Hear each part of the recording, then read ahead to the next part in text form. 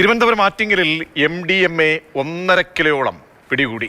Wholesale വിൽപ്പനയിൽ 1 കോടി രൂപയും ചില്ലറ വിൽപ്പനയിൽ 3 കോടി വരെ കിട്ടാവുന്ന അളവിലുള്ള മയക്കുമരുന്നാണ് പിടികൂടിയതെന്ന് എക്സൈസ് ഉദ്യോഗസ്ഥർ പറഞ്ഞു. കുടുംബത്തോടൊപ്പമാണ് പ്രതി സഞ്ജു മയക്കുമരുന്ന് കടത്തിയത്. ലഹരിവിരുദ്ധ സ്ക്വാഡാണ് മയക്കുമരുന്നുകൾ പിടികൂടിയത്. ഗൾഫിൽ നിന്നും മയക്കുമരുന്ന് നാട്ടിലേക്ക് എത്തിച്ച് വീട്ടിലേക്ക് കൊണ്ടുപോവുകയായിരുന്നു പ്രതി സഞ്ജു. നേരത്തെയും ലഹരി കേസുകളിൽ പ്രതിയായിരുന്നു. സഞ്ജുവിനെ പിടികൂടാനായി വീട്ടിലെത്തിയ പോലീസിനെ വളർത്തുനായെ തുറന്നു വിട്ട് ഭയപ്പെടുത്തിയത് വലിയ വാർത്തയായിരുന്നു നേരത്തെ. മറ്റൊരു ലഹരി വേട്ടയുമുണ്ട്. കൊച്ചി നഗരത്തിൽ 24 മണിക്കൂറിനിടെ 2 ലഹരി കേസുകളിലായി 2 യുവാക്കളും 2 യുവതികളും പോലീസിന്റെ പിടിയിലായി. യൂട്യൂബറായ റിൻസി മുന്താസ്, ഇവരുടെ സുഹൃത്ത് കോഴിക്കോട് സ്വദേശി യാസർ അറാഫത്ത് എന്നിവരെ പാലച്ചുവട്ടിലെ ഫ്ളാറ്റിൽ നിന്നാണ് പോലീസ് പിടികൂടുന്നത്. ഇപ്പോൾ അവരെ പോലീസ് സ്റ്റേഷനിലേക്ക് പ്രതികളെ കൊണ്ടുപോകുന്നതിൻ്റെ ദൃശ്യങ്ങളാണ് ഇപ്പോൾ നമ്മൾ കണ്ടുകൊണ്ടിരിക്കുന്ന ഏറ്റവും പുതിയ അപ്ഡേഷനാണ്.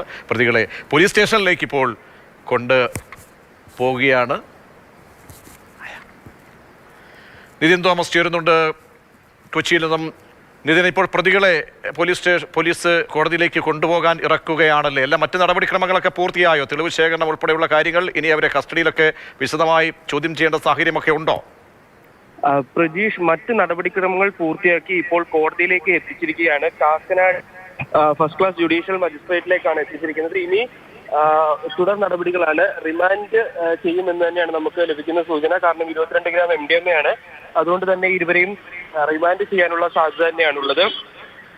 ജാമ്യം അനുവദിക്കാൻ യാതൊരുവിധ സാധ്യതകളും കാണുന്നില്ല. ഇന്നലെ രാത്രിയിലായിരുന്നു ഈ യുവതിയുടെ ഫ്ളാറ്റിൽ നിന്നും, അതായത് യൂട്യൂബറായ റിൻസി മുംതാസ്, അവരുടെ സുഹൃത്ത് കോഴിക്കോട് സ്വദേശി യാസർ അറാഫത്ത് എന്നിവരെ പാലച്ചൂട്ടിലെ ഫ്ളാറ്റിൽ നിന്നും തൃക്കാക്കര പോലീസ് പിടികൂടിയത്. 22 ഗ്രാം MDMA ആയിരുന്നു യാസറിന്റെ ബാഗിൽ നിന്നും പോലീസ് കണ്ടെടുത്തത്. ഈ യാസറിനെ പിന്തുടർന്ന് പോലീസ് ഫ്ളാറ്റിൽ യാസറിനെ പിന്തുടർന്നാണ് പോലീസ് ഈ റിൻസി മുംതാസിന്റെ ഫ്ളാറ്റിൽ എത്തുന്നതും തുടർന്ന് ഈ യാസറിനെയും റിൻസിയെയും അറസ്റ്റ് ചെയ്യുന്നതും യാസറിന്റെ ബാഗിൽ നിന്ന് 22 ഗ്രാം MDMA കണ്ടെത്തുന്നു. ഇപ്പോൾ നിലവിൽ കോടതിയിലേക്ക് കയറ്റിയിരിക്കുകയാണ്, കോടതിയിൽ ഹാജരാക്കിയിരിക്കുകയാണ്. ഇനി തുടർ നടപടികൾ മുന്നേക്ക് പോകുന്നതായിരിക്കും. റിമാൻഡ് തന്നെയായിരിക്കും പ്രതീക്ഷിക്കുന്നത്.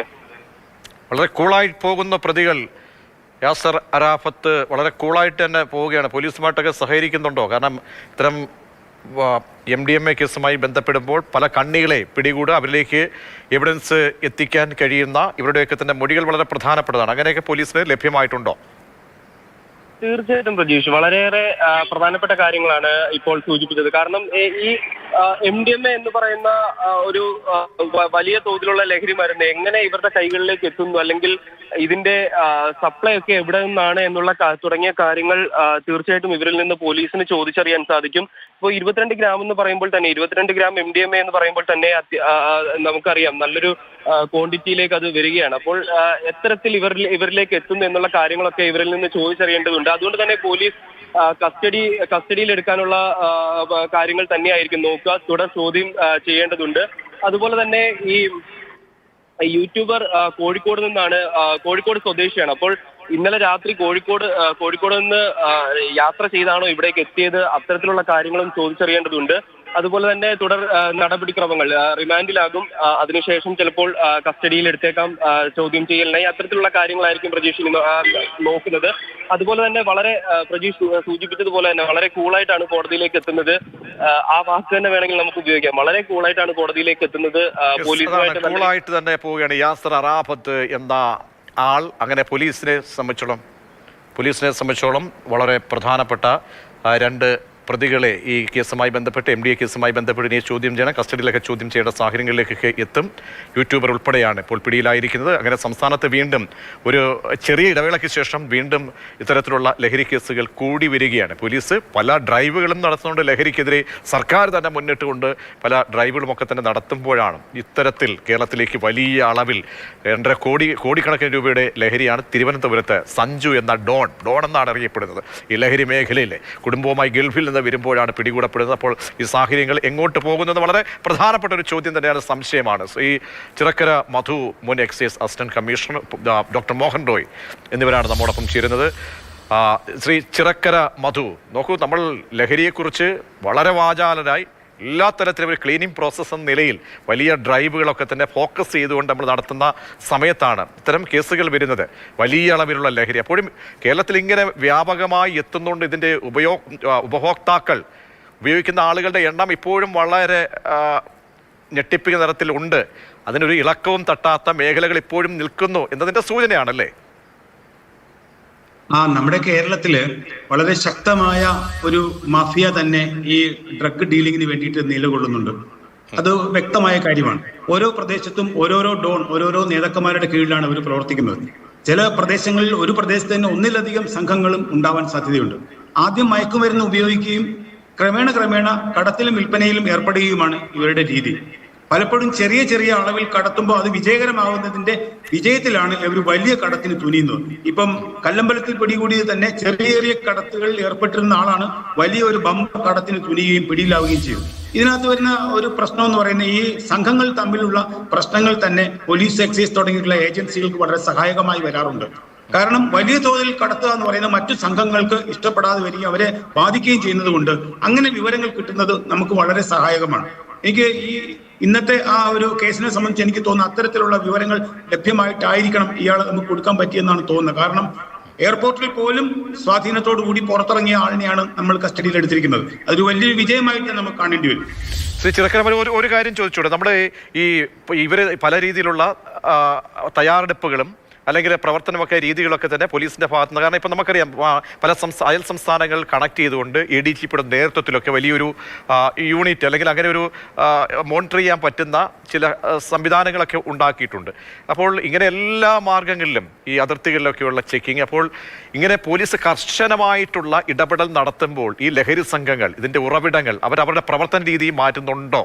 ഈ സ്ത്രീകളെ ഉൾപ്പെടെ കരിയറാക്കി, കുട്ടികളെ ഉൾപ്പെടെ കരിയർമാരാക്കി മാറ്റുന്ന സംഭവങ്ങൾ പോലും ഞെട്ടിക്കുന്നതായി വന്നിട്ടുണ്ട്. അപ്പോൾ അവരും അതിനനുസരിച്ച് രീതികൾ മാറ്റുകയാണല്ലേ? തീർച്ചയായും അവരുടെ കൺസ്യൂമേഴ്സിനെ തൃപ്തിപ്പെടുത്തുന്നതിന്, അവർക്ക് സാധനം കൊണ്ടു കൊടുക്കുന്നതിന് ഏത് മാർഗവും സ്വീകരിക്കുന്ന ഒരു അവസ്ഥയിലാണ് ഈ കടത്തുകാരും ഡ്രഗ് മാഫിയയും ഇപ്പോൾ പ്രവർത്തിച്ചുകൊണ്ടിരിക്കുന്നത്. പോലീസ് ശക്തമായ ചില നടപടികൾ സ്വീകരിക്കുമ്പോൾ അതിനെ ഓവർകം ചെയ്യുന്നതിന് എന്തു ചെയ്യാം എന്നതാണ് അവർ ചിന്തിക്കുന്നത്. ഇതെല്ലാം പബ്ലിക് ഡൊമൈനിൽ ഉണ്ടല്ലോ. ഇപ്പൊ പോലീസ് എന്ത് ചെയ്യുന്നു, എക്സൈസ് എന്ത് ചെയ്യുന്നു, എന്താണ് അടുത്ത് ചെയ്യാൻ പോകുന്നതെന്ന് വരെ നമ്മൾ വിസ്തരിക്കാറുണ്ട്. ഇത് പബ്ലിക് കേൾക്കുന്നതോടൊപ്പം തന്നെ ഇവരും കേൾക്കുകയാണ്. അവരതിന് മറുവശത്ത് ചിന്തിക്കുകയും ഇപ്പൊ തന്നെ ട്രെയിനിലും ബസ്സിലും കൊണ്ടുവരുന്നത് പിടിക്കപ്പെടുമെന്നായപ്പോഴാണ് ഫ്ലൈറ്റ് വഴിയുള്ള ഓപ്പറേഷന് അവർ തയ്യാറാവുന്നത്. എത്ര തുക ചെലവാക്കുന്നു, എത്ര നഷ്ടം വരുന്നു എന്നുള്ളതൊന്നും അവരെ സംബന്ധിച്ച് പ്രശ്നമേ ആവുന്നില്ല എന്നുള്ളത് മനസ്സിലാക്കുക. ശ്രീ മോഹൻ റോയ്, നോക്കൂ, ഇപ്പോഴും നമ്മൾക്ക് നമ്മുടെ യജ്ഞം അതിൻ്റെ ഒരു ചെറിയ ശതമാനത്തിൽ മാത്രമേ നമ്മൾ എത്തിയിട്ടുള്ളൂ എന്നതിൻ്റെ സൂചനകളാണോ, തെളിവുകളാണോ, ഉദാഹരണങ്ങളാണോ എന്നിപ്പോൾ നമ്മൾ കണ്ടുകൊണ്ടേയിരിക്കുന്നത്? കാരണം കഴിഞ്ഞ 2-3 ദിവസങ്ങളിലായിട്ട് IT മേഖലയിലുള്ള ആളുകൾ, യൂട്യൂബേഴ്സ്, പിന്നെ ഒരു ഡോണാണ് സഞ്ജു എന്ന് പറയുന്നത്, വലിയ അറിയപ്പെടുന്ന കുപ്രസിദ്ധനായ ഒരു ക്രിമിനലാണ്. അവിടേക്ക് പോലീസ് എത്തുമ്പോൾ പട്ടി അഴിച്ചു വിട്ടതൊക്കെ വലിയ വാർത്തയായിരുന്നു. അപ്പോൾ നമ്മുടെ യജ്ഞത്തിൻ്റെ ഒരു ചെറിയ ശതമാനം മാത്രമേ എത്തിയിട്ടുള്ളല്ലേ? അല്ലേ, യഥാർത്ഥത്തിൽ ഇത് മനസ്സിലാക്കേണ്ടത് യജ്ഞത്തിന്റെ ഒരു ചെറിയ ശതമാനം എത്തി എന്ന് പറയുമ്പോൾ നമ്മൾ ആ യജ്ഞം തുടങ്ങിയെന്നുള്ളതും അത് ഇതുവരെ എത്തി എന്നുള്ളതും പ്രാധാന്യം അർഹിക്കുന്നത്. നമ്മളതിൽ ഏറ്റവും പ്രധാനമായി മനസ്സിലാക്കേണ്ട കാര്യം, നേരത്തെ സാറ് സൂചിപ്പിച്ചതുപോലെ നമ്മൾ ഇപ്പോഴും ഈ പറയുന്നത് പോലെ ബസ്സിലും ട്രെയിനിലും ഒക്കെ ഉള്ള കടത്തിനെ കുറിച്ച് ആലോചിക്കുമ്പോൾ ഇനി വരാൻ പോകുന്ന കാലത്ത് കണ്ടെയ്നർ തുറമുഖങ്ങളും മറ്റുമൊക്കെ വരുമ്പോൾ ഏത് രീതിയിലൊക്കെ ആയിരിക്കും ഇത് കടത്തുന്നത് എന്നും അവിടുത്തെ പരിശോധനകൾ എങ്ങനെ ആകണമെന്നുള്ളതിനെ കുറിച്ച് നാം ആലോചിക്കേണ്ടതുണ്ട്. ഇന്ത്യയിലെ തന്നെ ഏറ്റവും കൂടുതൽ വിപണി മൂല്യമുള്ള കടത്ത് നടന്നിരിക്കുന്നത് ഇന്ത്യയിലെ ഒരു പ്രസിദ്ധമായ തുറമുഖത്തു നിന്നാണ്. ഇത്തരം തുറമുഖങ്ങൾ ഉൾപ്പെടെയുള്ള കേന്ദ്രീകരിച്ചുകൊണ്ടുള്ള സംവിധാനങ്ങൾ ഇതിൽ ഉണ്ടാകേണ്ടതുണ്ട്. ഇനി നമുക്ക് കേസുകളിലേക്ക് വരുമ്പോ, കുടുംബവുമായിട്ടൊക്കെ വരുമ്പോ, വിമാനത്താവളങ്ങളിലെ സെക്യൂരിറ്റിയെ കണ്ണ് വെട്ടിക്കാനോ അല്ലെങ്കിൽ കണ്ണടപ്പിക്കാനോ സാധിക്കുന്ന ശൃംഖലകളാണ് ഇവരുടെ കയ്യിലുള്ളതെന്ന് നാം മനസ്സിലാക്കേണ്ടതുണ്ട്.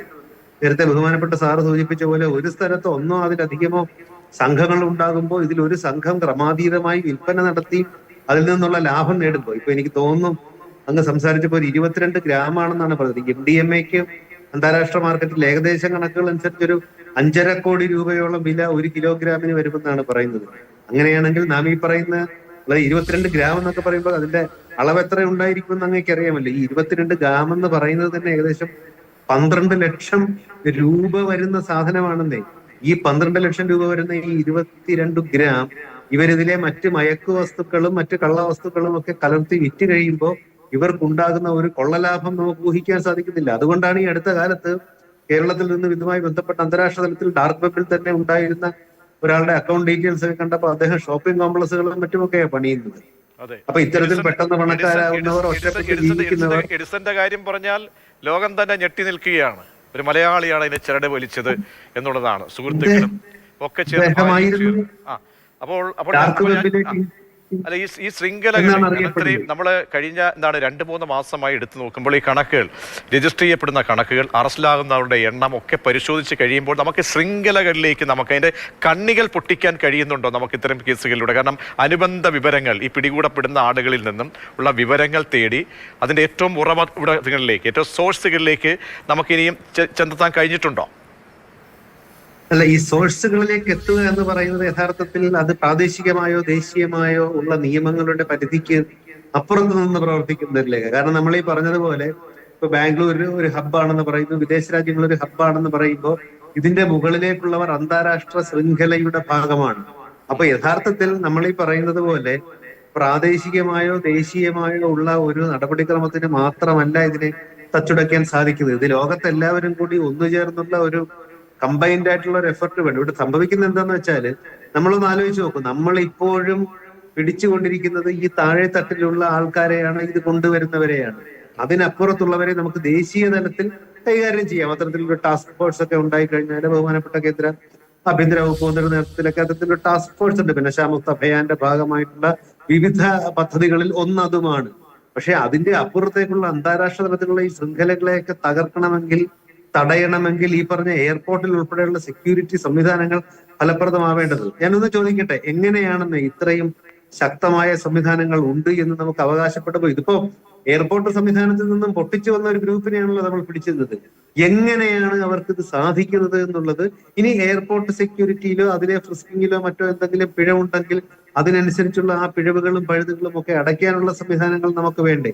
അതുപോലെ തന്നെ ഞാൻ നേരത്തെ സൂചിപ്പിച്ച ഈ കണ്ടെയ്നർ ഉൾപ്പെടെയുള്ള വലിയ വലിയ തുറമുഖങ്ങളൊക്കെ നമ്മുടെ നാട്ടിൽ വരുന്നതിന്റെ ആഘോഷ തിമിർപ്പിലാണല്ലോ നാം. അപ്പൊ അങ്ങനെയൊക്കെ വന്നു കഴിയുമ്പോൾ ഇത്തരം ക്വാണ്ടിറ്റികൾ എങ്ങനെ, നമ്മളൊന്ന് ആലോചിച്ച് നോക്കുന്നത്, 1 കിലോ കൊണ്ടുവന്നാൽ 5.5 കോടി രൂപയുള്ള സാധനത്തിന്റെ കാര്യമാണ് നമ്മൾ പറയുന്നത്. ഇതൊക്കെ ഇങ്ങനെ കടത്തി തുടങ്ങിക്കഴിഞ്ഞാൽ എത്ര കോടി രൂപ നമ്മുടെ ജില്ലകളെയോ ഒക്കെ തന്നെ വാങ്ങാവുന്ന തരത്തിലുള്ള പൈസയായി നമ്മൾ ചിന്തിക്കുന്നതിനും അപ്പുറത്തേക്കായിരിക്കും.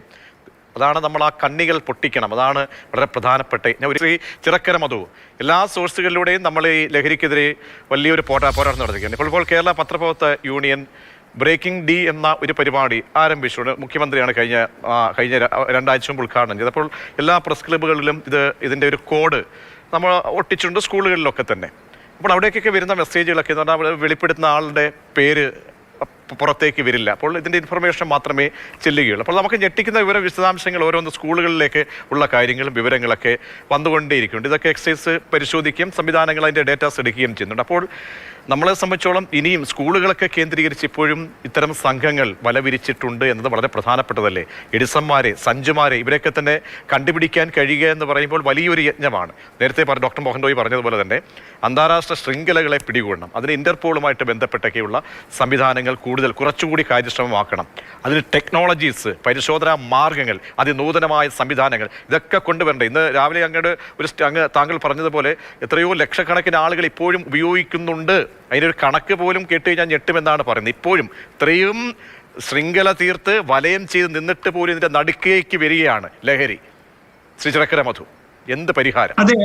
അതെ, അത് വളരെ ശരിയാണ്. അത് മാത്രമല്ല, നമ്മൾ പലപ്പോഴും നമ്മുടെ മാധ്യമങ്ങളിൽ വിട്ടുപോകുന്ന ഒരു കാര്യമുണ്ട്.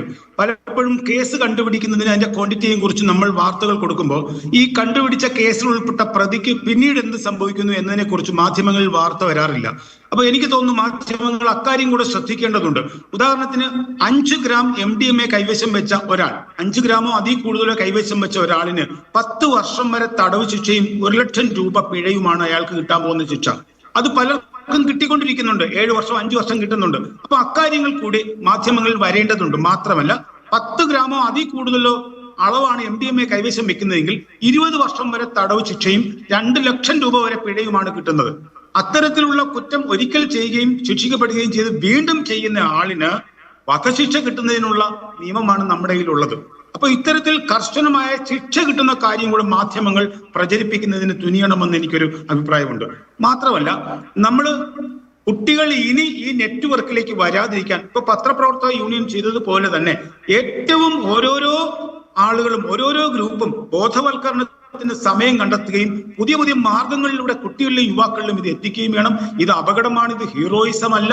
4-5 വർഷം മയക്കുമരുന്ന് ഉപയോഗിക്കുന്ന ഒരാളിന്റെ ഞരമ്പ് തകർന്നു പോകും. അയാൾക്കൊരു ഗ്ലാസ് വെള്ളം എടുത്ത് കുടിക്കാൻ പോലും പറ്റാത്ത രീതിയിൽ അയാളുടെ ആരോഗ്യം തകർന്നു പോകും. ഇക്കാര്യങ്ങളെ കുറിച്ച് ചിത്രീകരിക്കുന്ന വീഡിയോകളും മറ്റും വ്യാപകമായി പ്രചരിപ്പിക്കപ്പെടേണ്ടതുണ്ടെന്നാണ് ഞാൻ മനസ്സിലാക്കുന്നത്. ശ്രീ മോഹൻ റോയി, ഇപ്പോൾ ഓർമ്മിപ്പിക്കാനുള്ളത്, ഇത്തരം സാഹചര്യങ്ങളിൽ കുറച്ചുകൂടി കാര്യക്ഷമമായി മുന്നോട്ട് പോകാനുള്ള എല്ലാ സംവിധാനങ്ങളുമുണ്ട്. എല്ലാവരും ഒരേ മനസ്സോടുകൂടി പോകുന്ന ഒരു സാഹചര്യമാണ്. ഇപ്പോൾ ഈ വലകൾ പൊട്ടിക്കാൻ ഉള്ള കൂട്ടായ അവസാനമായി പറഞ്ഞാൽ വലകൾ പൊട്ടിക്കാനുള്ള കൂട്ടായ്മകൾ ഉണ്ടാവേണ്ടതുണ്ട്. ഞാൻ നേരത്തെ സൂചിപ്പിച്ചതുപോലെ ഇതെല്ലാം ഉണ്ടെങ്കിലും നമ്മുടെ കുഞ്ഞുങ്ങളെ, നമ്മുടെ ചെറുപ്പക്കാരെ ഇത് ഉപയോഗിക്കുന്നതിൽ നിന്ന് നമുക്ക് തടയേണ്ടതുണ്ട്. ഇത്തരത്തിൽ ഉപയോഗിക്കുന്നവരെ നേരത്തെ കണ്ടുപിടിക്കാനുള്ള പരിശീലനം, ഈ പറഞ്ഞ സ്കൂളുകൾ കേന്ദ്രീകരിച്ചും ഒക്കെ വലിയ രീതിയിലുള്ള ഒരു പരിശീലന പരിപാടികളും മറ്റും നമ്മൾ ആസൂത്രണം ചെയ്ത് അതിന്റെ അടിസ്ഥാനത്തിൽ ഇത്തരത്തിൽ സംശയമുള്ള കുട്ടികളെയും ചെറുപ്പക്കാരെയും എത്രയും പെട്ടെന്ന് തന്നെ ചികിത്സാ പദ്ധതികളിലേക്ക് എത്തിക്കുകയും അവരിലൂടെ ഇത്തരം ശൃംഖലകളിലേക്ക് എത്തുകയും ആ ഇത്തരത്തിൽ ലഹരി വിമുക്തരായവരുടെ തുടർ പരിചരണവും പിന്തുണയും ഒക്കെ നടത്തേണ്ടതുണ്ട്. അങ്ങനെ തീർച്ചയായിട്ടും സമൂഹത്തിന്റെ ഒരു കൂട്ടായ യജ്ഞത്തിലൂടെ മാത്രമേ ഇതിനെ നമുക്ക് തച്ചു തകർക്കാൻ സാധിക്കൂ. കാരണം ലോകത്ത് ഈ വാർ ഓൺ ഡ്രഗ്സ് എന്ന് പറയുന്നത്, ലഹരിക്കെതിരായിട്ടുള്ള യുദ്ധം എന്ന് പറയുന്നത് പല സ്ഥലത്തും നമ്മളൊക്കെ ഈ പദ്ധതിയുടെ ഭാഗമായി മുന്നോട്ട് വന്നപ്പോൾ തന്നെ പല ആൾക്കാർ സൂചിപ്പിച്ചതാണ് ലഹരിക്കെതിരായിട്ടുള്ള യുദ്ധം പലയിടത്തും വിജയിച്ചിട്ടില്ല എന്നുള്ളത്. പക്ഷെ ലഹരിക്കെതിരായിട്ടുള്ള ഈ യുദ്ധം നമുക്ക് വിജയിച്ചേ പറ്റുള്ളൂ. അവിടെ നമ്മൾ കേരളത്തിന്റെ നേരത്തെ തന്നെ പ്രശസ്തമായ ആ സാമൂഹികമായ ഒരു ചുറ്റുപാടുകളും കേരളത്തിലെ കുറച്ചുകൂടി ആൾക്കാരുടെ ഇഴുകിച്ചേർന്ന ജീവിതവും അതിലെ സംവിധാനങ്ങൾ, അത് കുടുംബശ്രീ ഉൾപ്പെടെയുള്ള സംവിധാനങ്ങളും നമ്മുടെ റെസിഡൻസ് അസോസിയേഷനുകളും പോലീസും എക്സൈസും എല്ലാവരും ലഹരിക്കെതിരായിട്ടുള്ള ഒരു യുദ്ധത്തിൽ പങ്കെടുത്താൽ മാത്രമേ ലഹരി നിർമ്മാർജ്ജനം എന്ന് പറയുന്നത് നമുക്ക് ആലോചിക്കാവുന്ന ഒരു സ്വപ്നമായി മാറുകയുള്ളൂ. അതിലേക്കാണ് നാം കൃത്യമായും പ്രയത്നിക്കേണ്ടത്, പ്രവർത്തിക്കേണ്ടത്. അങ്ങനെയാണെങ്കിൽ ഈ പറയുന്ന കിലോഗ്രാം കണക്കിന് ഈ പറയുന്ന വസ്തുക്കൾ നമ്മുടെ നാട്ടിൽ വന്ന് നമ്മുടെ ചെറുപ്പക്കാരെ ഇല്ലാതാക്കും. ഒന്നാമത് നമ്മുടെ നാട്ടിലെ കുട്ടികളുടെ എണ്ണം കുറഞ്ഞിരിക്കുക. ഞാൻ ഇടയ്ക്കിടയ്ക്ക് സൂചിപ്പിച്ചാവില്ല, ഇപ്പോ 80കളിലും 90കളിലും ഒക്കെ 5.5 ലക്ഷം കുട്ടികളാണ് 1ാം ക്ലാസ്സിൽ ചേർന്നതെങ്കിൽ ഈ വർഷം അത് ഏകദേശം ഒരു 2.5 ലക്ഷം കുട്ടികളെ ഉണ്ട്. അത്തരത്തിൽ കുട്ടികളുടെ എണ്ണം തന്നെ കുറഞ്ഞിരിക്കുന്ന ഈ കാലഘട്ടത്തിൽ ചെറുപ്പക്കാരെ നശിപ്പിക്കുന്ന ഈ ലഹരിക്കെതിരായിട്ടുള്ള ഒരു പോരാട്ടം നമുക്ക് വിജയിപ്പിക്കേണ്ടത് അത്യന്താപേക്ഷിതം. വളരെയധികം നന്ദി ശ്രീ മോഹൻ റോയി. ഒപ്പം ചിറക്കര മധു. ഈ ലഹരി പിടിക്കുന്ന പുതിയ വാർത്തകൾ വരുമ്പോൾ, കഴിഞ്ഞ 2-3 ദിവസത്തെ വാർത്തകൾ, കൊച്ചിയിലേക്ക് വാർത്തകൾ, തിരുവനന്തപുരത്തെ ലഹരി വേട്ടയൊക്കെ നോക്കുമ്പോൾ നമുക്ക് ഞെട്ടിപ്പിക്കുന്നതാണ്. കോടിക്കണക്കിന് രൂപയുടെ മൂല്യമുള്ള അത്രയും വില വരുന്ന MDMA ഒക്കെയാണ് കടത്തിക്കൊണ്ടുവന്ന് കുടുംബത്തേക്ക് ഉപയോഗിച്ചാണ് ലഹരി കടത്തിയതെന്നും വളരെ ഞെട്ടിക്കുന്ന, നമ്മളെ അത്ഭുതപ്പെടുത്തുന്ന കാര്യമാണ്. ഇത്ര വലിയ പോരാട്ടം നമ്മൾ എല്ലാ തലത്തിലും, എക്സൈസ് ആയാലും സർക്കാർ സംവിധാനങ്ങൾ എല്ലാവരും ഉണർന്നെണീച്ചുകൊണ്ട് വലിയൊരു യജ്ഞത്തിൻ്റെ ഭാഗമായി നിൽക്കുന്ന സമയത്ത് പോലും നമ്മുടെ കേരളത്തിലേക്ക് ഇപ്പോഴും ലഹരി വരുന്നു എന്നുള്ളത് വളരെ പ്രധാനപ്പെട്ട ഞെട്ടിപ്പിക്കുന്ന കാര്യം.